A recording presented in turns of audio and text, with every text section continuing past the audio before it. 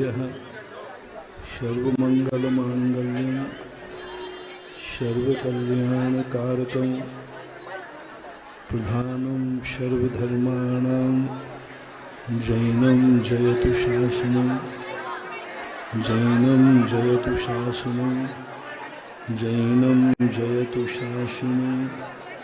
पंच परमेष्टि भगवान के आचार्य श्री गुरुवर कुंद कुंद महाराज के आचार्य श्री गुरुवर विद्यासागर महाराज की पूज्य मुनि श्री सुधा सागर जी महाराज की मुनि संघ की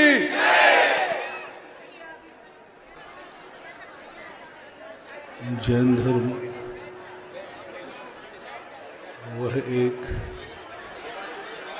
ऐसा निज धर्म है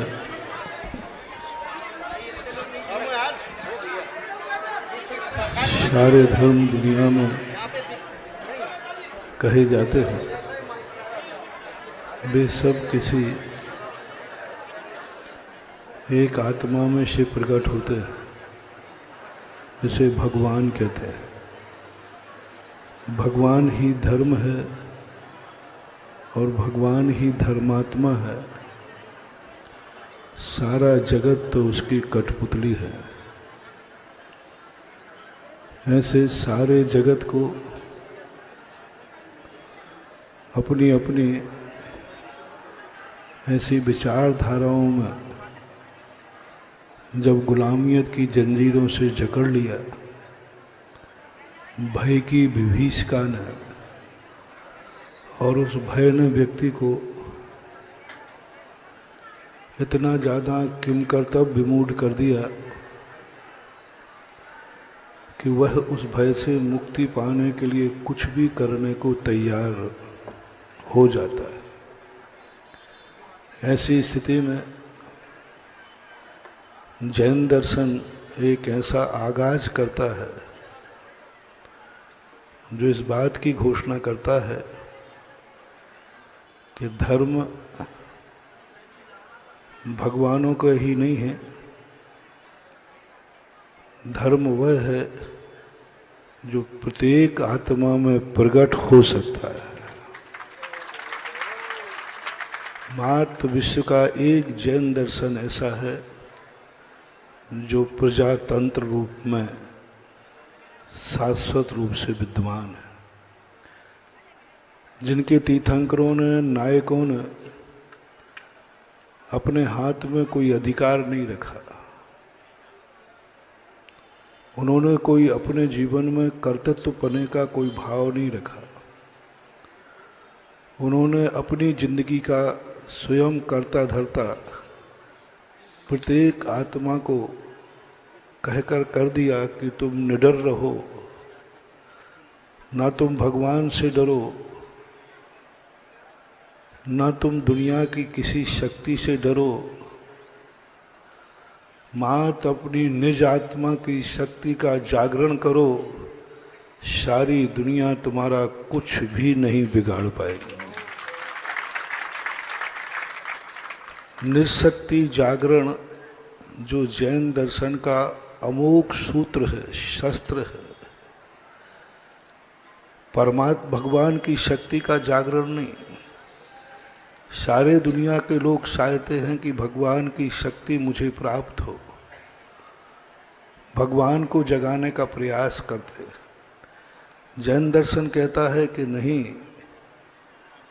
अपनी स्वयं शक्ति का जागरण करो, और अपनी स्वयं शक्ति जागरण पर हो जाएगी तो तुम्हें भगवान की जरूरत नहीं पड़ेगी, तुम खुद भगवान बन जाओगे।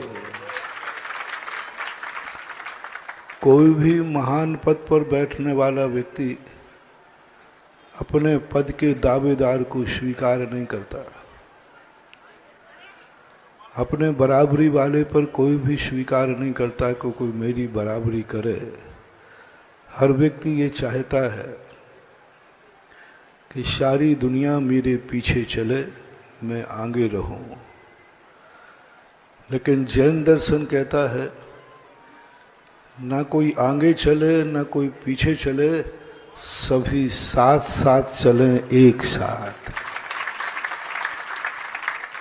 मैं भी भगवान मोक्ष गया, तुम भी चलो, तुम भी आओ, सब आओ। तुम कुछ ऐसा अपने आप का जागरण करो। वह जागरण अपनी स्वयं की जो शक्ति होगी, वास्तविक रूप से हर व्यक्ति को अभी कुछ दिनों से दैनिक प्रवचनों की श्रृंखला में यही प्रसंग रास्ते में चलता आ रहा है। हर व्यक्ति किसी ना किसी के अधीन हो रहा है। कोई कर्मों के अधीन हो रहा है कि कर्म की कृपा हो जाए, कर्म मेरा अनुकूल हो जाए, अच्छे दिन आ जाएं। दिन तो ना कभी अच्छा होता है और ना दिन कभी बुरा होता है। मैंने प्रतिदिन रास्ते में विहार करते देखता हूँ, प्रतिदिन सूर्य जैसा निकलता है वैसे ही निकल रहा है। वो ना तो कभी बुरा निकला ना कभी अच्छा निकला। अच्छा बुरे तो हम स्वयं हैं, दिन अच्छा बुरा नहीं होता। अच्छे दिन कोई नहीं होते, क्योंकि बुरा दिन भी नहीं होता, दिन तो दिन होता है। अच्छे और बुरे तो हम स्वयं हैं। यह शक्ति की एक चेतन अनुभूति हमें करना है। एक बार ज्ञान में धारणा बैठाना है, दुनिया में कुछ भी बुरा नहीं है, क्योंकि दुनिया में जो कुछ है वो स्वयं चतुष्टय की अपेक्षा सत्य है, सही है। सांप के पास जहर है, जहर नाम आपने रखा है, आपके लिए बुरा है। यदि सांप से पूछो कि जहर कैसा है, बोलो विधायक जी, जहर कैसा है, सांप से पूछो। हम और आपसे मत पूछना, हम तो कह रहे भाई महाराज वो तो महान बेकार है, मार डालता है। और सर्प से पूछो तो सर्प कहता है यही मेरी जिंदगी का जीवन की रक्षक है, यही मेरे रक्षक है। इसी से डर करके लोग मुझे कुछ दिन जिंदा रहने देते। यदि मेरे पास जहर न होता तो लोग गले में मफलर के समान सांप को डाले होते। हाँ, मफलर के समान डाले हो, क्योंकि वैसे वो अच्छा लगता है, सॉफ्ट। माद किस लिए नहीं डालते हो? जहर। तो स्वयं चतुष्टय की जब दृष्टि आ जाती है, जो महावीर ने दी, और हर वस्तु को स्वयं चतुष्टय की दृष्टि से देखोगे, ना घृणा होगी, न द्वेष होगा, न भय होगा, न तुम किसी को बुरा कह सकोगे, न किसी को अच्छा कह सकोगे। अच्छा और बुरे की जब बात आएगी तो वह स्व चतुष्टय की तरफ देखेगा, मैं ही अच्छा हूं और मैं ही बुरा हूं। तो वह जो शक्ति है, निज शक्ति, हमें गुलामियत से मुक्त होना है, कर्मों की गुलामियत से मुक्त हो, हम भगवान की गुलामियत से भी मुक्त हो। हम भगवान के कोई गुलाम नहीं है। हम इतने क्यों अधीन हो जाते हैं कि हमारी जो कुछ भी है सब भगवान के हाथ में है। हमारी जिंदगी की बागडोर भगवान के हाथ में है। बंधुओं, तुम भगवान का सम्मान नहीं कर रहे हो, बहुत बड़ा अपमान कर रहे हो। सारी दुनिया जब भी रोते हुए तुम्हें देखेगी, वह यही कहेगी भगवान रुला रहा है। आरोप किस पे जाएगा? जब भी तुम अपने जीवन में दुख पाओगे, कोरोना फैला, किसने फैलाया? जल्दी बोल दो। नहीं, अभी यहाँ चाय ना फायना मत लाओ। यहाँ अपन क्या कहते हैं? सब भगवान की मर्जी है, गॉड है, उसके बिना पत्ता हिल नहीं सकता। तो कोरोना कैसे आ गया? उसकी मर्जी के बिना चाइना की क्या औकात है जो हिमालय को पार करा दे। कहीं ना कहीं तो कुछ है, कुछ ऐसा अनचाहा हो रहा है दुनिया में जो भगवान की भी चाहत नहीं है। सभी लोग अपने अपने भगवान को 1 मिनट स्मरण करें। मैं किसी भगवान का नाम, सब भगवान जो जो जिसको मानता हो, 1 मिनट स्मरण करें कि कोरोना जैसी महामारी फैलाने का किस भगवान का मन था, उसका नाम बताओ। तुम्हारे भगवान का बताओ ना, तुम किसी का क्यों बोल रहे हो? अपने अपने भगवान को स्मरण करो, सब भगवानों, जो जिसका गॉड हो, जो जिसका गार्जियन हो। गुरु हो तो गुरु को कर लो, कोई बात नहीं। एक के सब लोग अपने करो कि जो कोरोना का कहर हुआ ये किस भगवान की कारस्तानी है, किसके भगवान के दिमाग में उपजा था। क्या तुम्हें अपने भगवान पर विश्वास है कि वह कभी भूल करके भी स्वप्न में भी ऐसी महामारी को फैलाएगा? बोला नहीं, कोई भी नहीं। अपनी आत्मा से पूछना, सब अपने अपने भगवानों से पूछना। जब भी तुम्हारा बुरा दिन आए तब पूछना। जब ये महामारी फैली तब मैंने बहुत सारे लोगों से कहा था कि पूछो अपने अपने भगवानों से कि तुम्हारे बिना पत्ता नहीं हिल सकता, तो फिर कोरोना कैसे आ गया?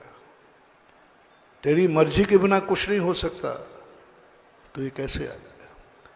जीवन में जब बुरा दिन आए तब पूछना, भगवान क्या तुमने भेजा है? क्या तुम इतने बुरे हो कि मेरी जिंदगी बुरी कर दी? तुमने तो क्या जवाब मिलेगा?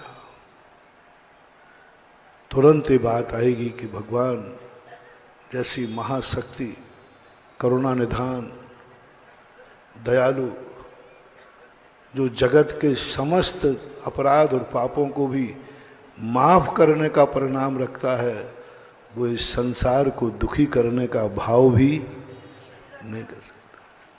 कहीं ना कहीं से स्वशक्ति जागरण में भूल हुई है। कहीं कोई अपना ही पृथ्वी पर है, या तुम स्वयं हो जो अपनी जिंदगी को स्वयं बर्बाद कर रहे हो, जो स्वयं की जिंदगी स्वयं के कंट्रोल से बाहर जा रही है। अपनी जिंदगी को स्वयं कंट्रोल करो। भगवान का तो मात्र इतना ही आलम्बन है, वो एक दर्पण है। दर्पण कुछ नहीं करता। भगवान के सामने जाकर अपना सोया हुआ भगवान की शक्ति के सामने देखकर अपनी सोई हुई शक्ति जाग जाए, तो फिर उस समय हमारा भगवान का दर्शन करना सफल हो जाता है। भारत देश का ये कंसेप्ट महावीर ने जब दुनिया को दिया, दुनिया में एक जागरण आया है स्वशक्ति का, कि मैं भगवान का भी गुलाम नहीं हूं। भगवान मेरे पथ प्रदर्शक है, निर्देशक है। भगवान मेरे लिए हमारे जिंदगी के कर्ता धर्ता नहीं। जब ऐसी परिणाम जागता है तो कुछ करने का मन होता है, कुछ परिणाम जागता है कि मैं कुछ करूं। और ये बात साधु संत लोग, आप लोगों से बहुत बार लोग कहते, महाराज जी थोड़ा बिहार में तुम हम लोगों की मर्जी के अनुसार चल दिया करो। हाँ? सदा आप जब सामायिक में बैठो तो अपनी मर्जी से बैठो, प्रतिक्रमण अपनी मर्जी से करो, लेकिन बिहार तो कम से कम हम लोगों की मर्जी से किया करो। ध्यान रखना, मैं कर लूंगा ये प्रस्ताव पास, लेकिन तुम्हारी मर्जी से चलता तो सागर तक नहीं आ पाता।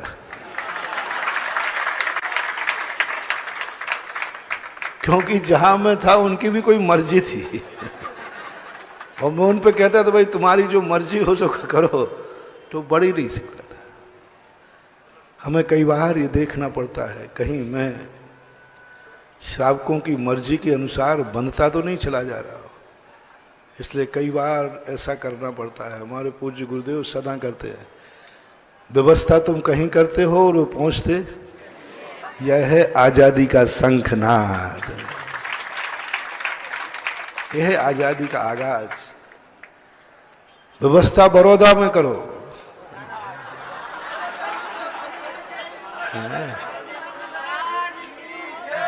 और पहुंच जाऊं ढाना, यह है आजादी का आनंद।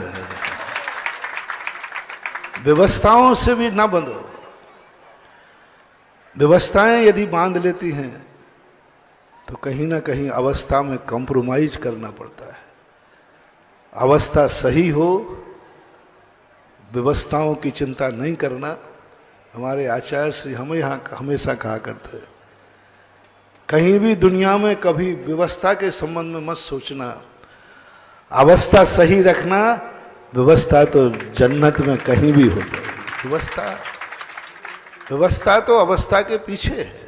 व्यवस्था के पीछे हमारी अवस्था ना हो, अवस्था के पीछे व्यवस्था हो, तो यह स्थिति समय आप लोगों ने, हम बहुत कई स्थानों पर तो हम हालांकि परेशान तो हैं ही, थोड़ा बहुत कभी कभी विश्वास से बंध जाते हैं, और विश्वास से बंधने का ये परिणाम निकलता है, महाराज आप बिल्कुल चिंता नहीं करें, 1.5 किलोमीटर में सारा मकरोनिया निपट जाएगा। मैंने कहा भैया देखो 1.5 से, महाराज ये बताओ आप मेरे गुरु, क्या मैं आपसे झूठ बोलूंगा? तो आपसे झूठ बोलूंगा, क्या करूंगा झूठ बोल के? 1.5 किलोमीटर में पूरा मकरोनिया निपट जाएगा। अब मैं थोड़ा बातों में आ गया। अब सुबह 6 बजे से चलते चलते 10 बजे बैठ पाया हो। अब आप बताओ कितने किलोमीटर चल गए? अब बता दो सही। अब तो आ गया हूं ना, अब तो आ चुका हूं ना। 2-2.5 तो मुझको वहां ले गए, कौन? दीनदयाल कॉलोनी, और 2-2.5 लौटा, 5 तो यही हो गया। 9 किलोमीटर हो गया, और मैं निश्चिंत था कि चलो भाई 7-8 बजे तक पहुंच जाएंगे। झूठ कभी आप बोलते नहीं, और सत्य कभी निकलता नहीं, कभी नहीं निकला। हमारे ये वृत्ति श्रावक बैठे हैं, महेश जी, इन्होंने कहा महाराज जी देखो आप बिल्कुल 9:45, यानी ऐसा बोला जैसे वो लिखा रहता इतने रुपया 95 पैसा। अरे 5 रुपये पर तो मैंने कहा फिक्स 9:45 बोला जा रहा है, यानी इसका अर्थ सही नापा है। और जब नपवाया तो वो निकला 11 किलोमीटर। अब वो चाहे मुकेश ढाना हो, चाहे हो वो चोर चोर मोसेरे भाई हैं, सब कुछ सब जाति क्वालिटी तो श्रावक की एक ही है। कोई बात नहीं, तुम्हें ये डर लगता है कि कहीं थोड़ा ज्यादा बता दिया तो महाराज जी है, चलो सही बताया करो। मैं किलोमीटरों के कारण से रास्ता नहीं बदलूंगा, लेकिन मैं अपनी स्पीड बढ़ा दूंगा।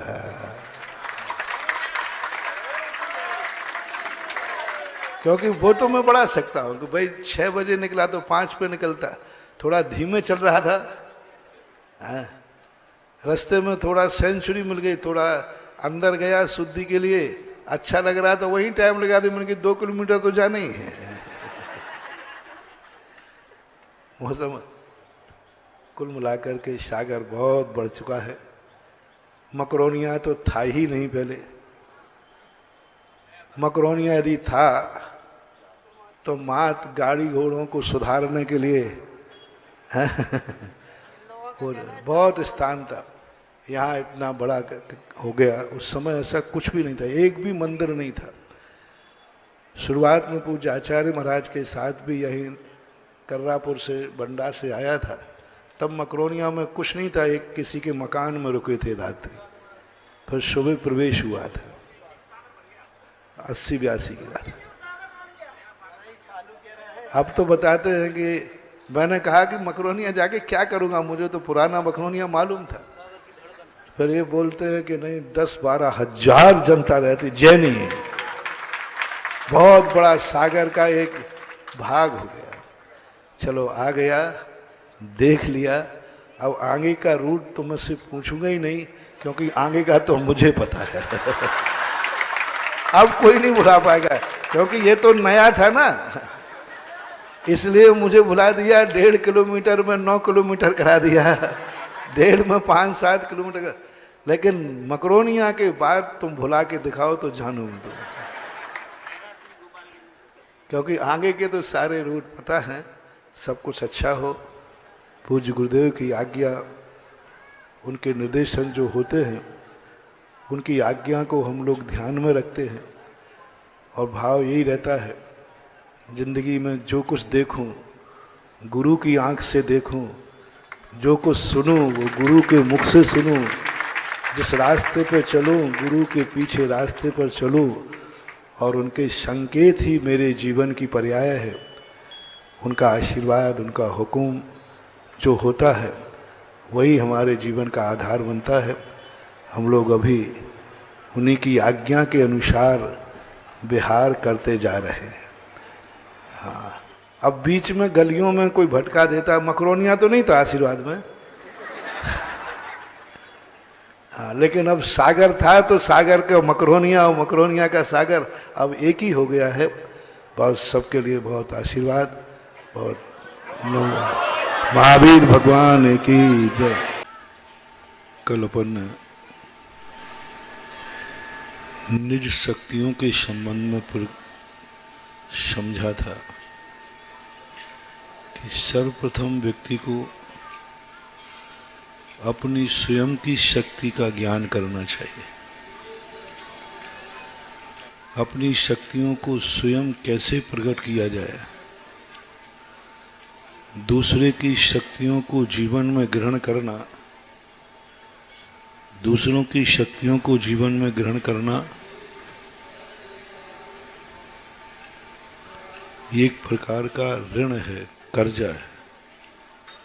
कुछ लोग ऐसे होते हैं, जब दूसरों से हमें मिलता है तो हम अपना खुद का बचा के रख लेते हैं। आपके टिफिन में भोजन है और यदि तुम्हें कहीं दूसरे के यहाँ भोजन करने को मिल रहा है तो दोनों में से कौन सा भोजन करोगे?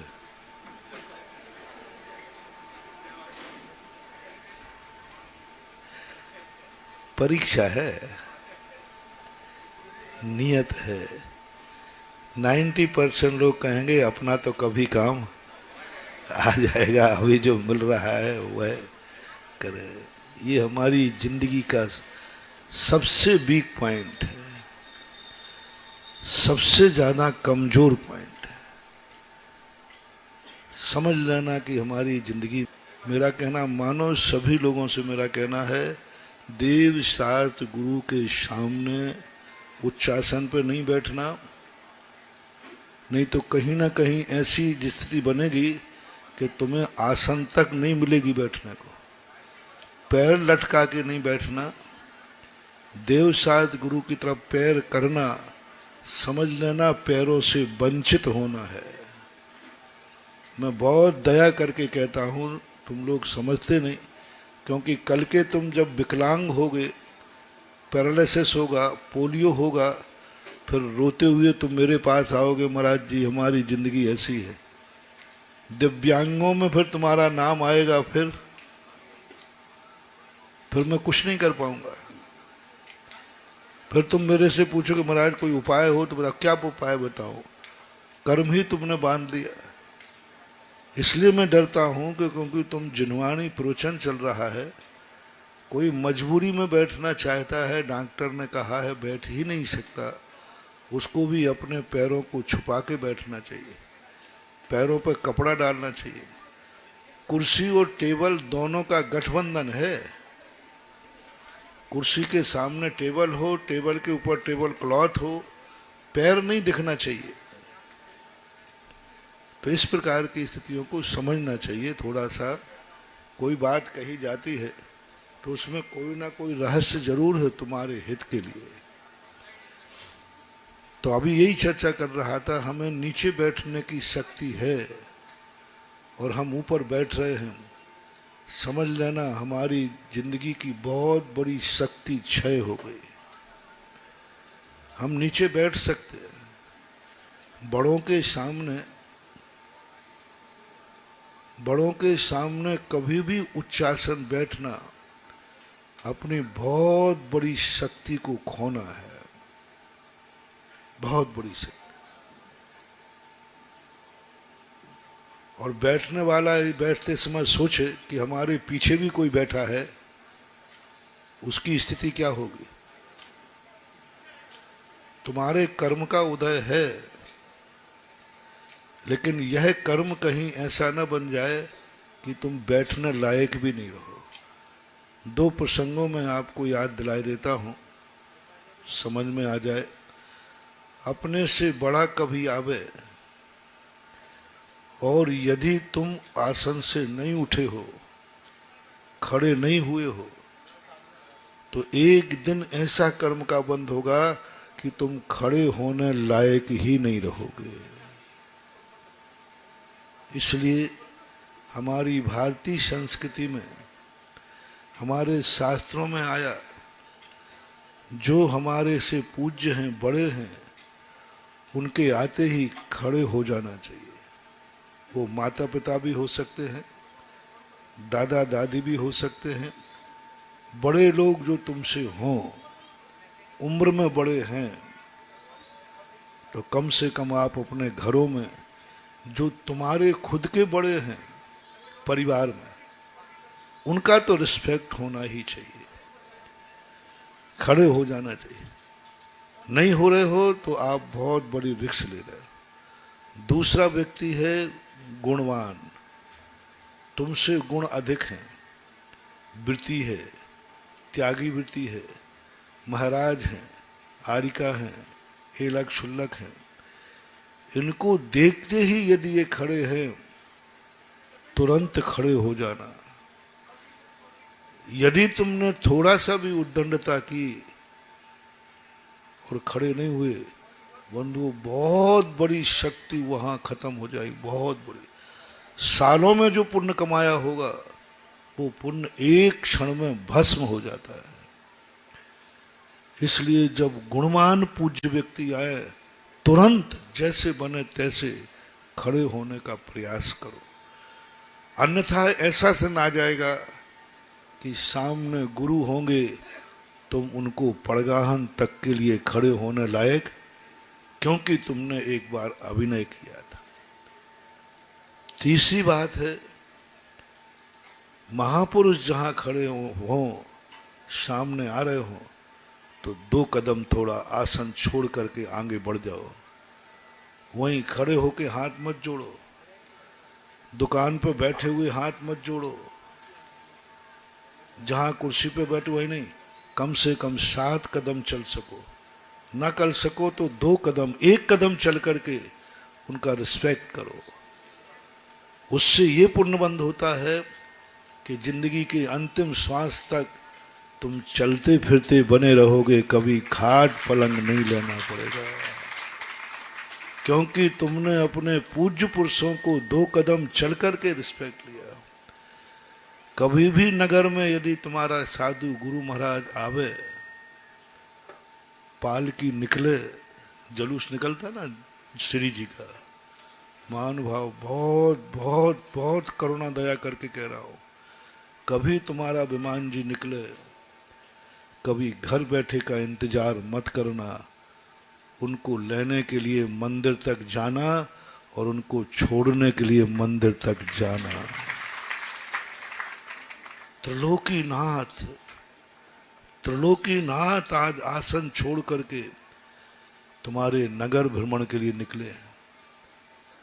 हर व्यक्ति को वहां पहुंचना चाहिए, याचना करने, निमंत्रण करते, हे प्रभु हमारे नगर की गलियों को धन्य करो,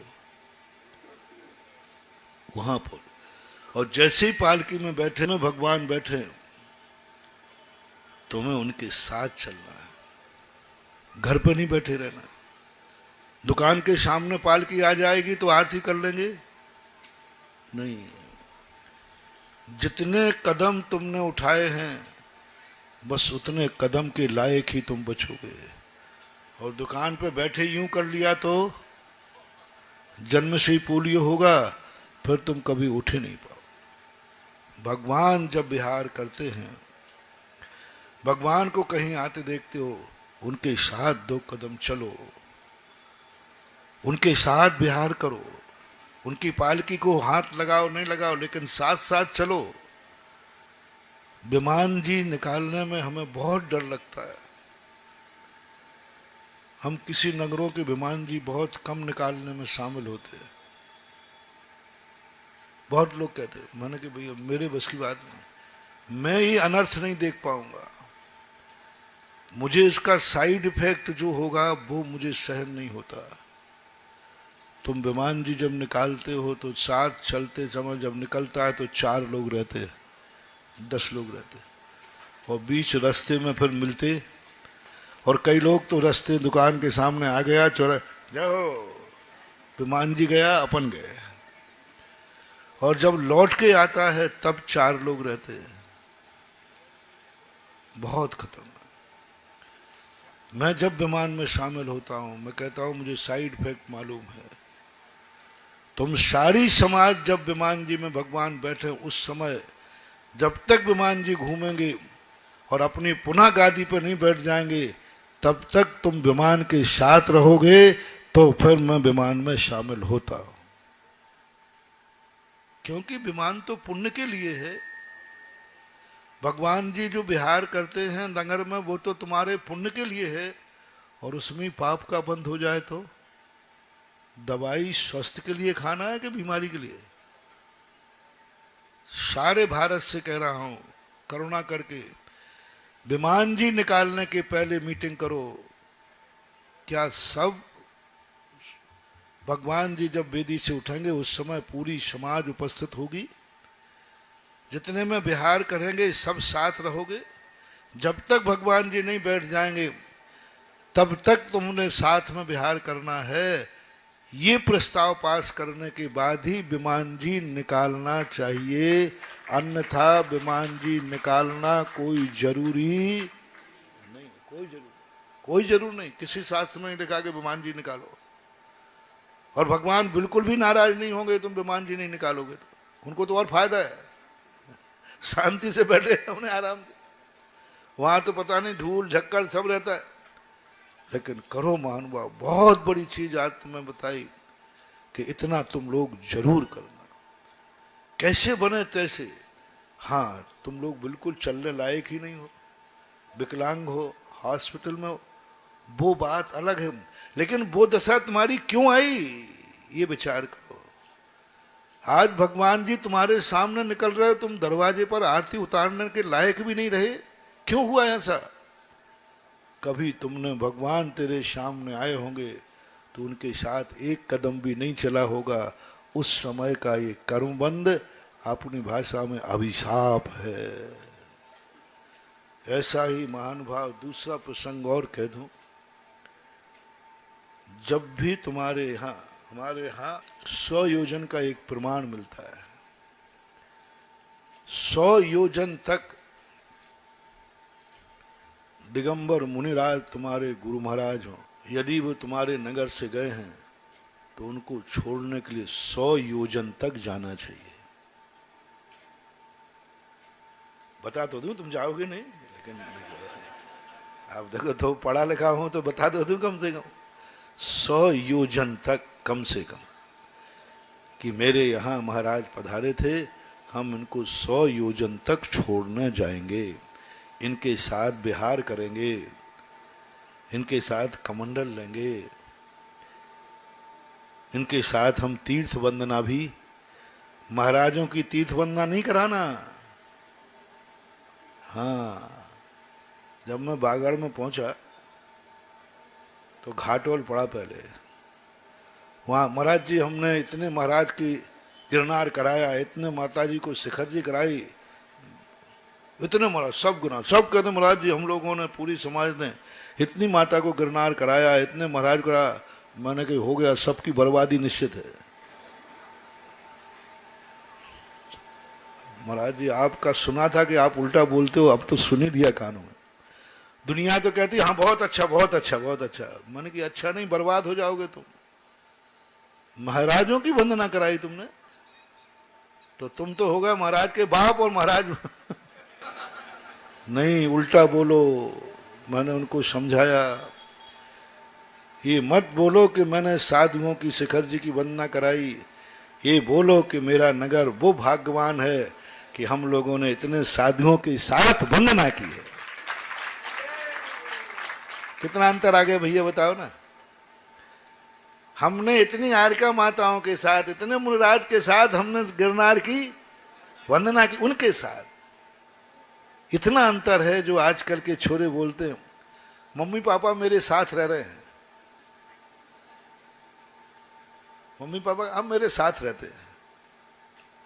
महानुभाव, कितना गलत। यानी मम्मी पापा बेचारे अनाथ हैं, अनाथ है। किसकी शरण में है? बेटा बहू की शरण में है माँ बाप। बर्बाद हो जाओगे रे, ऐसे दिन आएंगे तेरे कि तू जन्म तो लेगा लेकिन माँ बाप की गोदी नहीं मिलेगी। माँ बाप को अपने साथ रखते हो? जब तुम्हारे मन में ये भाव आ जाए कहना, बर्बाद हो जाओगे। माँ बाप तुम्हारे साथ रहते, अनाथ बनने का तुमने कर्मबंध बांध दिया। थोड़ा सा परिवर्तन कर दो। मैं मम्मी पापा के साथ रहता हूं, इतना करने में शनाथ, इतना करने में तुम कभी अनाथ नहीं होगे। बड़ों को अपने साथ मत रखो, बड़ों के कैसा लगेगा? आचार्य श्री मेरे साथ एक बार यहां मैं आया था, आचार्य श्री मेरे साथ आए थे। है? अच्छा नहीं लगा ना? अच्छा नहीं, महान निकृष्ट भाव है। और गर्व से कहो, मैं एक बार गुरु के साथ यहां आया था, मैं गुरु के साथ था, गुरु के साथ था मैं। धर्म हो गया। बड़ों को अपने साथ मत करो, बड़ों के साथ हो जाओगे। बड़े मेरी संगति न करें, हम बड़ों की संगति करें। कुआं मेरे पास नहीं आएगा, बोलो ना, हमें कुएं के पास जाना है, हमें कुएं के पास जाना है, हमें उसके लिए सम्मान करना। तो कभी भी 100 योजन तक कम से कम, लेकिन इतना न बन सके, इतना न बन सके तो आपका प्रांत, आपका राज्य, राज्य सीमा कही है। पहले राज्य होते थे ना शास्त्रों में। गुरु महाराज को राज की सीमा पर लेने पे पहुंचो। यदि तुम्हें पता चला है कि कोई गुरुराज, जो गुरु हो, ऐसे नहीं, मैं सबकी बात नहीं कर रहा हूं, तुम्हारी दृष्टि में जो गुरु हो, मैं कोई बात नहीं कर रहा हूं, जिसको तुम गुरु मानते हो, तुम मानते हो कि ये मेरे साधु परमेष्टि हैं, उपाध्याय परमेष्टि हैं, आचार्य परमेष्टि हैं, आपकी दृष्टि से उनको राज्य की सीमा पर वेलकम करो। राज्य की जहां सीमा पड़ती हो वहां जाए। राजा को कहा है, सम्यक दृष्टि राजा है तो अपने साधुओं को राज्य की सीमा पे आते उनको स्वागत करता है, वहां से आगवानी करता है, वहां से लाता है, वहां से व्यवस्थाएं करता है। और राजाओं, राज्य की जो सम्मान होता है वो, आप लोग भी राज्य की सीमा, पता चले कि हमारे राज्य की सीमा में कोई मुनिराज पधार रहे हैं, उपस्थिति दर्ज कराओ। वहां का नमोस्तु बहुत महत्वपूर्ण होगा। जिस सीमा पर तुमने गुरु को नमोस्तु किया है, एक दिन उस सीमा के तुम राजा बनोगे, मालिक बनोगे, क्योंकि उस सीमा, राज्य के राजा बनोगे, क्योंकि तुमने राज्य की सीमा पर जाकर गुरु को वेलकम किया। यानी वो भूमि को तुमने इतना अपना माना और इतना गर्व माना कि मेरे गुरु मेरे राज्य की सीमा में आए हैं, मैं एक बार उस सीमा में जाके नमोस्तु करूंगा। तो सीमा के ऊपर नमोस्तु करना, जैसे बने तैसे समय निकालना, इतना न कर सको तो अपने जिले की सीमा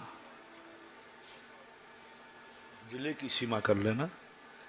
इतना भी न कर सको तो अंतम कह दो, अपने नगर की सीमा पर तो जरूर चले जाना महानुभाव। नगर की सीमा न चूक जाए, कम से कम तुम अपने घर के मालिक तो बन जाओगे, घर के स्वामी तो बनोगे। उस नगर में तुम्हारी इज्जत होगी।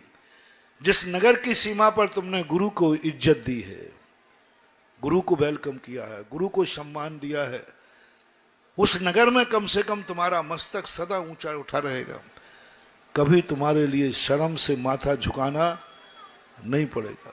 कभी ऐसा तुम्हारे जिंदगी में दिन नहीं आएगा कि तुम दिवालिया हो गए, अब किसी को नगर आंख उठा दिखाने लायक भी सिर उठाना, कोई ऐसे अपराध हो गया तो कुछ नहीं होगा, क्योंकि मेरा नियम है कि मैं नगर के सीमा पर साधु को नमोस्तु करता हूं। वो सीमा तुम्हारे लिए, वो नगर तुम्हारे लिए इज्जत का कारण बनेगा। कितनी भी परिस्थिति आएंगी, कभी तुम्हारा मस्तक शर्म से नीचा नहीं झुकेगा। इतना तो करने लास्ट है। मुराद कोई चौथा और बता दो, अब तो सप्लीमेंट्री है, पास हमारे तो खत्म हो गया। उनके साथ कहीं वो तुम्हारे नगर में आए और तुम दुकान पे बैठे हो, व्यापार में बैठे हो, बुलाना ही नहीं महाराज को। महाराज को नगर में आने से रोक देने में उतना पाप नहीं है। नगर में आने पर यदि तुम सीमा पर नहीं पहुंच पाए तो खतरा है। अंधेरे में उतना खतरा नहीं है, और दीपक भभक जाए तो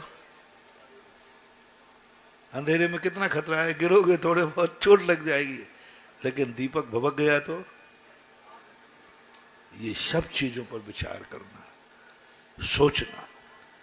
जिनवाणी जब हो गई साहब बताती है, सब लोग पहले खड़े होते थे, सिर पे लाते थे, जिनवाणी आ रही है, उसका वेलकम करो। हमारे यहाँ सबसे बड़ी ताकत ये कहलाती है, हम बड़ों के सामने कितना मान मर्यादा रखते हैं। बड़ों की पूजा ही सब कुछ नहीं है, जयकार से ही सब कुछ नहीं है। उनको हमने कितना स्थान दे पाए, कितना सम्मान दे पाए, उसका एक अपने आप में महत्व होता है। इसलिए सभाओं में जब गुरु महाराज बैठे हों, प्रवचन हो रहे हों, मंदिर हो, उस समय उच्च आसन पर न बैठे। मजबूरी है कि हम नीचे बैठ ही नहीं सकते, तो पश्चाताप करके बैठे, मैं वो पापी हूं जिसने कभी महाराज का जिनवाणी का सम्मान नहीं किया था। आज मैं ऐसे गुरु के सामने बैठने लायक, उठने लायक भी नहीं रहा। ये पश्चाताप, ये प्रायश्चित है तुम्हें, ये प्रतिक्रमण है तुम्हारा। कभी भी प्रवचन सभा में यदि कुर्सी पर बैठना पड़े तो पश्चाताप के साथ बैठना, और ये कह के बैठना, मैं जन्म जन्म का पापी हूं जो आज मुझे गुरु के सामने उच्चासन पर बैठना पड़ रहा है, कुर्सी पर बैठना पड़ रहा है। वे ऐसी गलती ना करें, ना करें, ना करें। बहुत करुणा के साथ कहना, शौक से ना बैठे कुर्सियों पर, शौक से ना बैठे उच्चासनों पर। दूसरा, उच्चासन पर जब आप बैठते हो, सबसे पहले पीछे वाले का ध्यान रखें। कितना अंतराय, तुम अपना स्टूल लगाया पीछे, अब पीछे पंडाल खाली है, जो लेट लोग आएंगे वो तुम्हारी पीठ देखेंगे। वैसे ही तुम्हारे पाप कर्म का उदय है कि तुम नीचे नहीं बैठ पा रही हो, और बीच में कुर्सी और लगा ली, पीछे वाले को नहीं दिख रहा है, तो अभी तो पैर ही जा रहे थे, अब रीढ़ की हड्डी के वो कौन से L5 L कौन, हाँ, बेगुरियों में अंतराल आ ही जाएगा। उसके कारण जो पीछे बैठा है उसकी बद्दुआ, उसकी नकारात्मक ऊर्जा तुम्हारी की रीढ़ की हड्डी तोड़ देगी। तुम तो बैठ गए ऊंचे आराम से, और जो तुम्हारे पीछे बैठा है उसकी नकारात्मक जो ऊर्जा है, उसके मन में जितने बार वो सामने देखना चाहे तुम्हारी पीठ दिखेगी, उतने बार ही वह तुम्हें बद्दुआ देगा। अपने आप निकली नकारात्मक ऊर्जा, और नकारात्मक ऊर्जा निकलेगी तुम्हारी पीठ पे पड़ेगी, और वो नकारात्मक स्थिति तुम्हारी रीढ़ की हड्डी को तोड़ देगी। इसलिए ऊंची आसन पर बैठने वाले पीछे देखकर बैठे, कहीं मेरे बैठने से किसी को अवरोध तो नहीं है। ये बातें तुम लोग छोटी छोटी ध्यान नहीं रखते हो, फिर बाद में फल भोगते हो तो रोते हुए आ जाते हो, महाराज मेरी रीढ़ की हड्डी खराब हो गई। क्यों नहीं होगी? किसी ने बद्दुआ दी है? तुमने किसी को विघ्न डाला है पीठ दिखा करके? भगवान का दर्शन करना उतना जरूरी नहीं है, मेरे कारण से किसी का दर्शन रुक तो नहीं रहा है, ये जरूरी है। भगवान का दर्शन नहीं होगा उसमें ज्यादा दोष नहीं आएगा, लेकिन मेरे कारण से कितने लोगों का दर्शन रुक जाएगा, वो ज्यादा अभिशाप। तुम्हारी कोई कार्य नहीं कर पाए तो ज्यादा पाप नहीं है, लेकिन तुम्हारे कारण कोई दूसरा नहीं कर पाया तो वो अंतराय कर्म कहलाता है। और अंतराय कर्म जब बनता है मानव, बहुत खतरनाक है। असाता वेदनी कर्म से ज्यादा दुख देता है अंतराय कर्म। सामने निमित्त बैठा है, अच्छी वस्तु बैठी है, अंतराय कर्म है, वो खाने नहीं देगी। भोजन रखा है, सब कुछ है, खाने नहीं देगा। बहुत खतरनाक। भिखारी से भी ज्यादा गई बीती उसकी होती है दशा। भिखारी तो बेचारे को नहीं मिला तो वो सोचता है कि मेरी किस्मत में, इसके तो सामने भोजन रखा है, देने वाले दे रहे हैं, लेकिन ये खा नहीं सकता है। इसके लिए शास्त्रों में उदाहरण दिया, सबसे ज्यादा ऐसे जीव जो दूसरों को विघ्न डालते हैं, उनका ऐसा पाप कर्म का उदय होता है, बहुत बुरा है। वो जाकर के कौआ होता है। कौए का क्यों? कौआ क्यों आप पूछेंगे? क्योंकि उसने कभी किसी व्यक्ति के कार्यों में, भोजन में, पूजन में, धर्म कार्यों में विघ्न डाला होगा। और कौआ क्या करता है? कौआ का एक स्वभाव है, कौआ को सबसे मीठी लगती है द्राक्ष, मुनक्का। और जिस समय द्राक्ष पकती है उस समय कौआ के कंठ में एक रोग हो जाता है। दाख पके जब कंठ में होत काग के रोग, भाग्यहीन को ना मिले भली वस्तु का। गजब का सिद्धांत जब मैंने पढ़ा है ना, भाग के देखो साल भर उसका गला ठीक रहता है, जैसे ही द्राक्ष पकेगा पेड़ पे, बेलों पर, उसको ऐसा कंठ रोग हो जाएगा। और कब ठीक होगा? जैसे ही सारे द्राक्ष टूट करके डिब्बे में बंद, रोग ठीक। दाग पके जब कंठ में होत काग के रोग, हर साल का ये नियम है उसका। बस द्राक्ष पकेगी और कंठ अवरुद्ध हो जाएगा, ऐसा कर्मों का बंद हो जाता है। इसलिए कार्य नहीं करना अलग चीज है, और दूसरे को विघ्न डालना अलग चीज है। इसलिए उच्चासन बैठने वालों, तुम पर दया की है, और दया करके मैंने 20 मिनट तुम्हें दिए हैं। प्रवचन तो कुछ और चल रहा था, लेकिन इन विचारों पर, क्योंकि भावी पर्याय का ज्ञान होने से ऐसा कहना पड़ा। बैठने के पहले पीछे देखो कि मेरे पीछे कोई बैठा तो नहीं है, कहीं अभी पंडाल पीछे खाली तो नहीं पड़ा, लोग आएंगे। सबसे पीछे बैठो, और ऐसे बैठो जिससे कि मर्यादा बनी रहे। अपनी शक्ति का प्रयोग, जो अपना मूल प्रसंग चल रहा था, इसी से जोड़ देता हूं। वेल्डिंग तो करना पड़ेगी, हाँ, लेकिन जोड़ता, अपनी शक्ति को छुपाना नहीं। शक्तिहीन होना कोई अपराध नहीं है, लेकिन शक्ति को छुपाना महान अपराध है। समझना, रिपीट करता हूं, शक्तिहीन होना इतना बड़ा खतरनाक नहीं है, उसका भविष्य अंधकारमय नहीं है, क्योंकि शक्तिहीन है, लेकिन शक्ति छुपाना महान अपराध है, भविष्य अंधकारमय है किसी भी क्षेत्र में। जैसे इसी से जोड़ लो, आपके नीचे बैठने की शक्ति है, फिर भी तुम सभा में उच्च आसन बैठ रहे हो, आपने अपनी शक्ति को छुपाई है, आपका भविष्य ठीक नहीं। ये मंत्र पूज्यवर कुंदकुंद स्वामी का दिया हुआ मंत्र है। उन्होंने जब सत्य के स्वरूप की बात कही तो उन्होंने कहा, भगवान आपने जो कहा है, अब आपकी बात नहीं मानूं तो और पाप है, इससे अच्छा तो मैं आपकी बात सुनता नहीं तो ठीक था। हाँ, कई लोगों की धारणा होती है कि अपन भाई ज्यादा प्रवचन वचन नहीं सुनते, क्योंकि फिर पता चल जाए और फिर करूंगा तो ज्यादा पाप होगा। जानकर करने में ज्यादा पाप है, अनजाने में पाप कम है, इसलिए अपन तो अनजाने बने रहो। अपन तो अनजाने, अपन को मालूम ही नहीं कि रात्रि भोजन पाप है, इसलिए खाए जाओ, और प्रवचन सुन लूंगा फिर खाऊंगा तो पाप ज्यादा लगेगा। ये तुम्हारी बहुत बड़ी भूल है। कल या परसों ही कहा था मैंने, कल ही कहा था, बहुत बड़ी भूल है, मानो बहुत बड़ी भूल है। अनजाना पाप मत होने दो।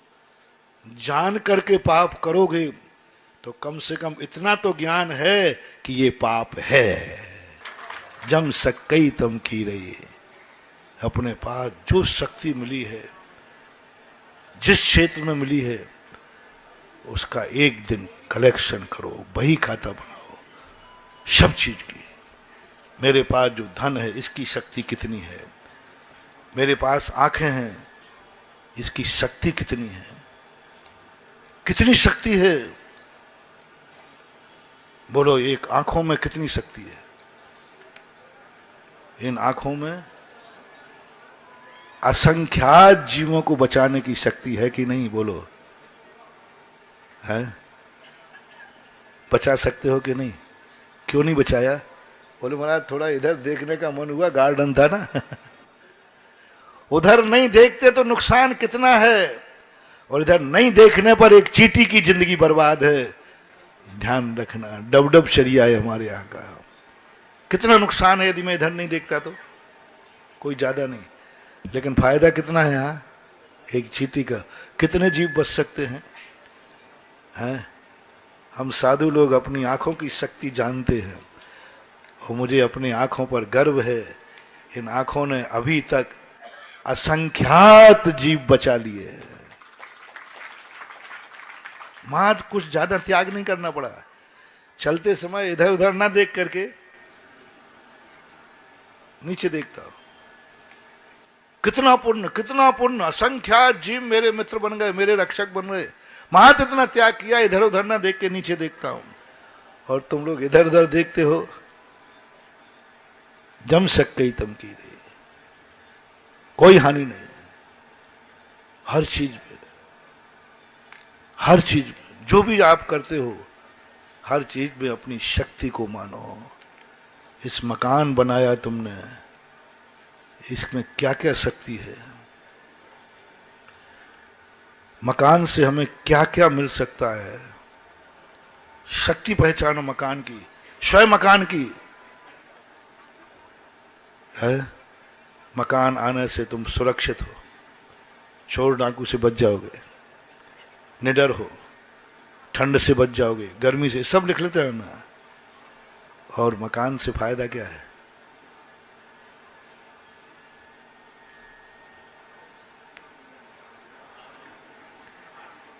हैं? तुम जैन हो, तुम्हारा मकान है, तुम जैन होकर मुनिराज को आहार दे सकते हो। शक्ति को मत छुपाना। मात किस लिए नहीं दे पा रहे हो? महाराज गुटखा छुड़ा देंगे, है ना। अब मैं इतना ही पूछता हूं, गुटखा छोड़ने में कितना नुकसान है इतना बता दो, पर बाकी में गड़बड़ नहीं। समय हो गया आपका, बस गुटखा छोड़ने में नुकसान कितना है और आहार देने में फायदा कितना है। गुटखा छोड़ दूंगा और आहार दूंगा तो कितना नुकसान हो जाएगा, इसका हिसाब दे दे छोकरे को, कितना नुकसान हो जाएगा। कोई नुकसान नहीं है, बल्कि फायदा ही फायदा है। फिर भी तूने इसलिए नहीं लिया, महाराज के पास गया कि महाराज गुटखा छुड़ा देंगे। अब तुझे कैंसर होने से कोई बचा नहीं पाएगा, क्योंकि तूने शक्ति को छुपाया है। जैन था, जैन कुल में था, लेकिन गुटखे के कारण शक्ति मत छुपाओ। क्या बिगड़ता है, गुटखा छूट जाएगा, लेकिन गुरु की अंजलि में मैं एक गिलास रख दूंगा, क्या बिगड़ता है। जाओ, तुमने अपनी शक्ति को प्रयोग कर लिया। ऐसे हर चीज में अपनाना, हर क्रियाओं में अपनाना। समय आपका हो गया है और समय के अनुसार ही सब होना चाहिए। अपनी शक्ति को उद्घाटित कराना। आजकल हमारा भी चलता फिरता प्रवचन चल रहा है, लेकिन पहले तो श्रृंखलाबद्ध प्रवचन नहीं होते थे। इन कुर्सी पे बैठने वालों की मेहरबानी के कारण मिला है। शायद समझ में आ गई होगी तो आज का 1.5 घंटा सफल हो गया, और नहीं समझ में आया तो भैंस के सामने बीन तो बजा ही दी है। महावीर भगवान की